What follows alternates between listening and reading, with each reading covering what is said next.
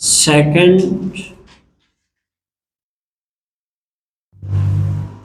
Equation of motion, second equation of motion.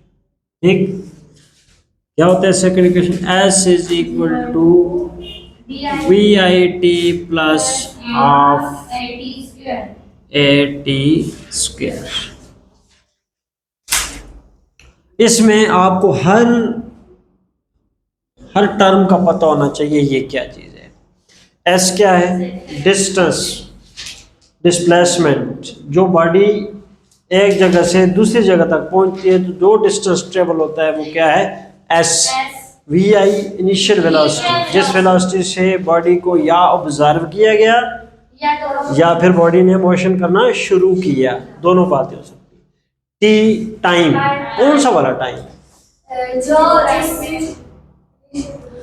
जिस time के दौरान ये डिस्टेंस ट्रेवल हुआ है। बॉडी एक जगह से शुरू हुआ चलना और दूसरी जगह पे पहुंची, तो शुरू से एंड तक जितना फासला तय हुआ, जिस दौरान तय हुआ, वो क्या है? T. T is the time during which the distance is travelled. Acceleration, हाँ, इस डिस्टेंस को ट्रेवल करते हुए जितनी वेलोसिटी के अंदर चेंज आया और उस चेंज को क्या बोलते हैं? एक्सेलरेशन। That's okay. अभी हम इसको क्या करेंगे? डिराइव करेंगे, डेरिवेशन।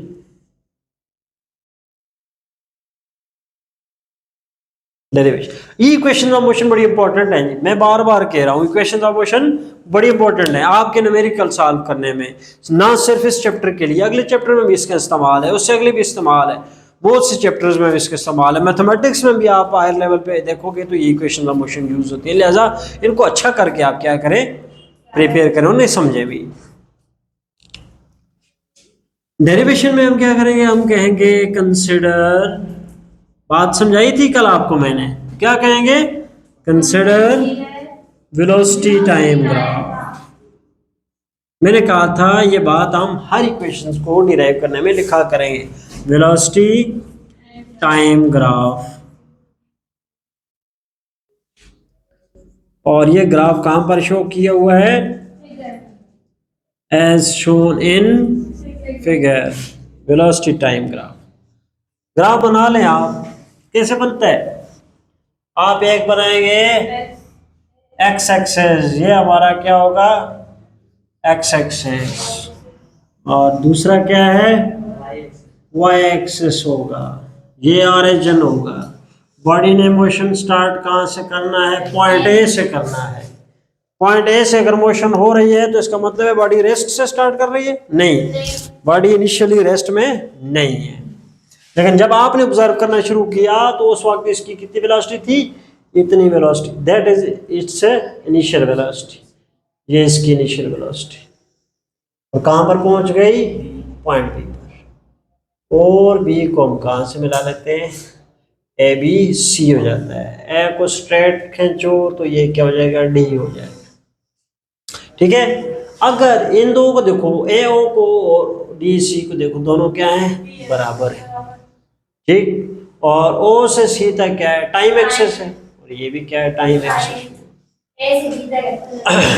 और ये आपका ए बनेगा।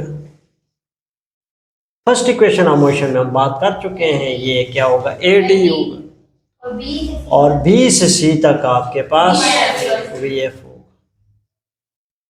ठीक है, अब एक टेक्निकल तरीका बताता हूं आपको, आपने जरा ध्यान देना है।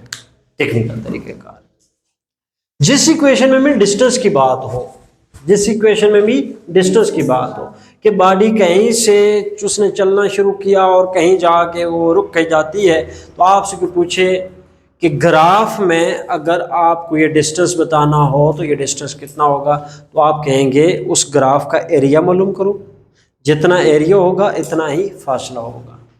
तो ग्राफ का एरिया क्या है? ये देखो यहाँ से स्टार्ट हो रहा है, ओ से ए से बी, बी से सी, इसके अंदर अंदर इसका ये जितना भी एरिया है, ये एरिया अगर आप मालूम कर लें तो जितना ये एरिया होगा उतना ही आपके पास डिस्टेंस होगा। कुछ समझ आई कि नहीं आई? तो बस बहुत आसान हो गया। जहां भी एस की बात होगी तो हम किसकी बात करेंगे? डिस्टेंस। डिस्टेंस किसके बराबर है? एरिया के। कैसे लिखूंगा मैं? हाँ, distance is equal to area of, किसका एरिया? ओ से ए से बी से सी, है कि नहीं बात? इसके अंदर जितना एरिया आता है। अब डिस्टेंस, लोग डिस्टेंस को कैसे लिखते हैं? एस से। डिस्टेंस के नीचे मैं एस लिख देता हूं। एक पॉइंट हो गया। आगे अब ओ ए बी सी जो है, इसके अंदर दो फिगर्स हैं। ओ ए बी सी के अंदर दो फिगर्स हैं, ठीक है। रेक्टेंगल का एरिया प्लस ट्रायंगल का एरिया, कुछ समझ आइए ना? दोनों एरियाज को जमा करो तो पूरी फिगर का एरिया बन जाता है। दोनों एरियाज को क्या करें? जमा करें। हाँ, तो पहले हम क्या करते हैं जी? Area of rectangle, area of rectangle, RECTANGLE, rectangle. Rectangle कौन सी है? OADC। OADC ये क्या है? रेक्टेंगल प्लस किसका एरिया? Area of triangle. कौन सी वाली ट्रायंगल? ADB। ये ट्रायंगल है। ओ है नहीं, वो ट्रायंगल की शेप तो नहीं, ओ से तो ट्रायंगल की शेप ही नहीं मान रही, सही है। अब S इज इक्वल टू, पहले किसकी बात होगी? इसकी। किसकी बात करेंगे? रेक्टेंगल का एरिया मालूम करने का फॉर्मूला क्या है? Length multiply width. Length multiply width. हाँ, लेंथ मल्टीप्लाई विड्थ, ठीक। ये इसकी बात हो गई। Plus area of triangle, area of triangle. Triangle के एरिया का फॉर्मूला होता है 1/2, हाँ, length into base, length into base. Height लिखना चाहिए, यहां पर क्या है? Height into base.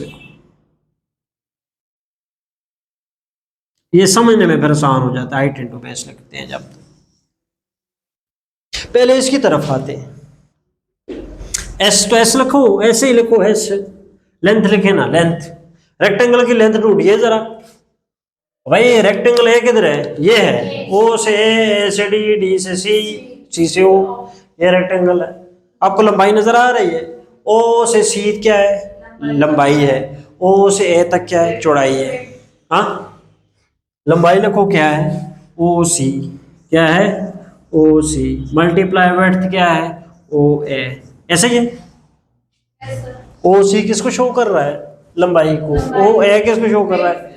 विड्थ को शो कर रहा है। Plus 1/2 into height. ट्रायंगल की हाइट कौन सी आप लेंगे? ये हाइट ये आ गई ना, तो बेस कौन सा आ गया? ये आ गया। लिख सकते हो? हाइट बोलो क्या है? डीबी। हाइट क्या है? डीबी। बेस कौन सा है? एडी। ऐसे ही है, कोई समझ रहे हो? ये ट्राई रेक्टेंगल की हाइट हो और ये क्या हुआ? बेस हो गया। अब मजीद आगे चलते हैं। S is equal to O C. O से सी, ओ से सी तक क्या है? टी है। क्या है? T multiply O A. O A क्या है? V I. That is done. Plus 1/2 D B. D से बी तक क्या है? A T. क्या है? A T multiply A D. A से डी तक क्या है? टी। सही। इसको आगे प्रमोट करें तो एस के S is equal to what is this? V I को टी से मल्टीप्लाई करो, क्या बन जाएगा? वी आई टी, ठीक है। और उसके बाद क्या है? प्लस। प्लस का साइन डाल दें, ठीक है। आगे क्या है जी? 1/2, इसको हाफ में पढ़ते हैं। टी को टी से मल्टीप्लाई करें, यहाँ टी का पावर 1, यहाँ टी का पावर 1, वैसे सेम पावर ए और T square. 8 square, this is the required equation. ये क्या है भाई? Required equation. बात आपको समझ आई? मुश्किल है? क्या काम करे कि हमारे लिए इक्वेशंस ऑफ मोशन आसान हो जाती है? इस पूरे क्वेश्चन में सबसे इंपॉर्टेंट क्या चीज है जो हमारी मदद करती है क्वेश्चन? ये है कि नहीं? ग्राफ बनाओ, बस आगे करते जाओ, 2 मिनट का काम है, क्वेश्चन हो जाता है। अब ग्राफ बच्चे को बनाना तो ग्राफ अच्छा करके बना ले, क्वेश्चन बनाना मुश्किल नहीं होता। समझ आ रही है बात? ये आज का क्या क्वेश्चन हुआ? लास्ट टाइम क्या हुआ था? First equation of motion. First equation of motion में यही ग्राफ यूज किया कि नहीं किया? यही ग्राफ। आज सेकंड वाले में भी यही किया। सेकंड में क्या किया? Second equation of motion. जब भी इक्वेशन ऑफ मोशन में डिस्टेंस आ जाए तो बस बात किसकी है?